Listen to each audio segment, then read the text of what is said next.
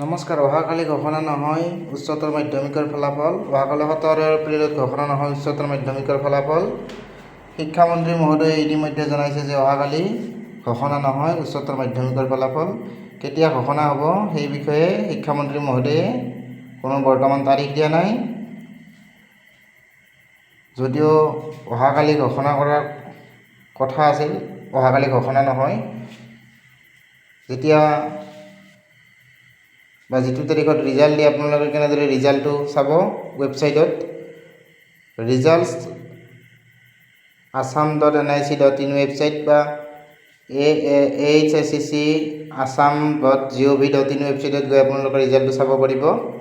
আপোনালোকে ৱেবছাইটত গ'লে ৱেবছাইটত যোৱাৰ পিছত আসাম HS ৰিজাল্ট 2026 লিংক দেখিব, তাত ক্লিক কৰিলে তাৰপিছত ৰোল কোডৰ ৰোল নম্বৰ এণ্টাৰ কৰিলে, পুট কৰিলে, তাৰপিছত ছাবমিট অপশ্যনত ক্লিক কৰাৰ পিছত আপোনালোকৰ ৰিজাল্ট ডাউনলোড হৈ আহিব।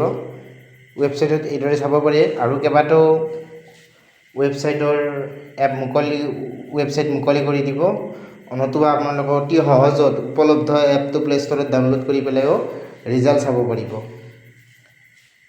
আপোনালোকে প্লে ষ্টৰত গৈ উপলব্ধ এপটো ডাউনলোড কৰি ল'ব পাৰে। আপোনালোকে প্লে ষ্টৰত গ'লে গৈ পেলাই উপলব্ধ চাৰ্চ কৰি দিলে, তাৰপিছত ইনষ্টল কৰিলে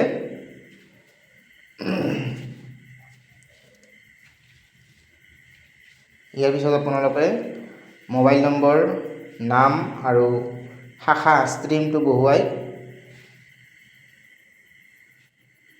উপলব্ধ এপৰ জৰিয়তেও HSৰ ৰিজাল্ট চাব পাৰিব।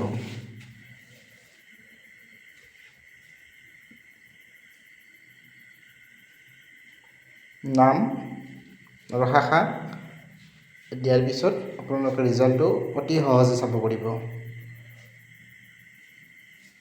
অহাকালি ঘোষণা নহয় উচ্চতৰ মাধ্যমিকৰ ফলাফল।